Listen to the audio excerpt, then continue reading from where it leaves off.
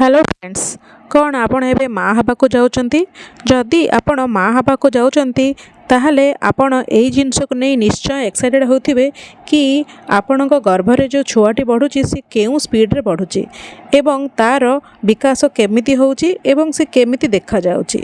तो फ्रेंड्स आज ए वीडियो रे मु एई सब विषय रे डिस्कशन करिवि कि प्रेग्नेंसी रो प्रथम 3 मास रे आपणकर छुआर किपरि भाबरे विकास होइताय। तो चलंतु वीडियो टी स्टार्ट करिबा। तो फ्रेंड्स प्रेग्नेंसी रो 9 मास को साधारणतः 3 पार्ट रे डिवाइड करा जाय था विभक्त करा जाय था।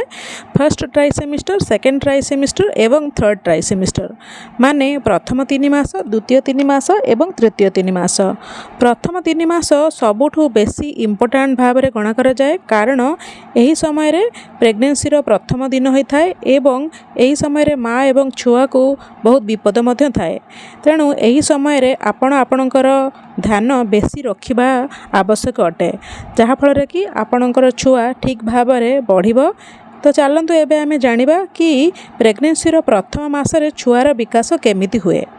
गर्भधारण आरंभ साधारणतः फर्टिलाइजेशन रू ही स्टार्ट हुए। फर्टिलाइजेशन माने जेतेबेले एक सहित स्पर्म मिसे, जेतेबेले एक सहित स्पर्म मिसे यह एक जाइगोट रे परिणत हुए एवं यह जाए कि गर्भाशय रे जे कोनोसी एक जगार लटकी जाए बा अटैच हो जाए यह को आम इम्प्लांटेशन बोली कहू। एवं यही एम्ब्रियो रे सेल्स रो 2टी परत थाए जो थिरे कि छुआर विभिन्न प्रकार अंग प्रत्यंग धीरे धीरे आगो को जाए विकास होगा लगे बा बढ़िया लगे। प्रथम मासरे एम्ब्रियोर चारिपाखरे आमनियोटिक झिली मध्य बनिबाकू लागे एवं धीरे धीरे यही आमनियोटिक झिली रे आमनियोटिक फ्लूइड भरिबाकू लागे एवं यही झिली एम्ब्रियो को कौनसी भी बाहर चोटरू रक्षा करिथाए। ता छड़ा प्रेग्नेंसी रो प्रथम मासरे छुआर जिते सब खाद्य पदार्थ यही प्लासेंटारू ही ताकू मिली थाए बा यही अम्बिलिकल कॉर्ड द्वारा आपण जहाँ खाती ताहा शिशु पाखे पहुँची थाए। ता छड़ा यही आमनियोटिक फ्लूइड एवं प्लासेंटारू शिशु को ऑक्सीजन मध्य मिली थाए। जदि आप जानापी चाहते कि प्रेग्नेंसी रो प्रथम मासरे छुआर साइज केते होता है ताहले एही समय रे छुआर साइज बहुत ही छोटा होता है।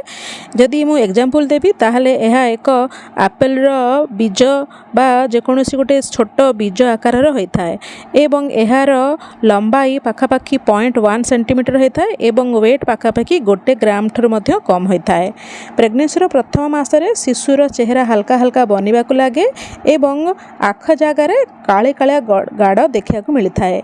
एबे चलतु आम कथा हबा प्रेग्नेंसी रो द्वितीय मास विषय एवं द्वितीय मासरे आपणकर छुआर केते विकास होता है। द्वितीय मास बेलू छुआर जरूरी बॉडी पार्ट सब बनिबा स्टार्ट हो जाए जमती कि छुआर हाथ पाद एसबू धीरे धीरे बनिबा स्टार्ट हो जाए एवं यही विकास धीरे धीरे होबाकू लागे। यही समय रे छुआर मुंड रो विकास मध्य होबाकू लागे किंतु यही समय रे तार मुंड शरीर ठारू बड़ देखा जाए। प्रेग्नेंसी रो द्वितीय मासे माने 6 ରୁ 7 सप्ताह भितर आपणकर शिशुर हार्टबिट मध्य शुणी पारिबे। एही समय रे आपणकर छुआर नॉर्मल हार्टबिट पाखापाखि 90 ରୁ 110 बा 120 पर मिनिट हेई थाई पारे। फ्रेंड्स द्वितीय मासरे आपणकर छुआर लंबाई पाखापाखि 1 इंच पर्यंत होई पारे एवं एहार वेट पाखापाखि 9.45 ग्राम पर्यंत बढ़ी जाए। ता छड़ा द्वितीय मास शेष हबा बेलकू आपणकर छुआर साइज गोटे राजमार बीज आकार हो जाए। द्वितीय मासरे आपणकर छुआर हाड़र विकास मध्य होबाकू स्टार्ट हो जाए। ता छड़ा आपणकर शिशु 2 मास बेलकू मूवमेंट मध्य करबाकू लागे किंतु एटा आपण अनुभव करि पारंते नाही। एही समय बेलकू शिशुर सेंट्रल नर्वस सिस्टम मध्य धीरे धीरे विकसित होबाकू स्टार्ट हो जाए एवं द्वितीय मास शेष बेलकू आपणकर शिशु एम्ब्रियोरु फिटस बनी जाए। तो फ्रेंड्स एटा तो आमे जानिले कि द्वितीय मासरे छुआटीर विकास केते होइथाय।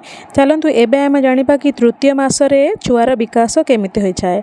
तृतीय मासरे आपणक छुआर हाथ एवं पाद पूरा भाव में बनी जाए था एवं यही समय रे आपणकर छुआर आंगुठीर नख मध्य धीरे धीरे बनवाक लगे। तृतीय मासरे आपणकर छुआर रिप्रोडक्टिव ऑर्गन बा जननांग मध्य बनवाक लगे। ता सहित यही समय रे शिशुर सर्कुलेटरी सिस्टम यूरिनरी सिस्टम मध्य काम करबा दागा स्टार्ट कर दिए। तृतीय मास बेलू आपणकर छुआर लंबाई 4 इंच पर्यंत हो जाए एवं ओजन पाखापाखि 28 ग्राम पर्यंत होता है। यही मास शेष बेलू आपणकर छुआर साइज एक नींबू आकार बा एक छोट पिजुली आकार हो जाए। आपणकर छुआ यही समय निज हाथ को मुठी को बंद करने लगे एवं खोलने लगे।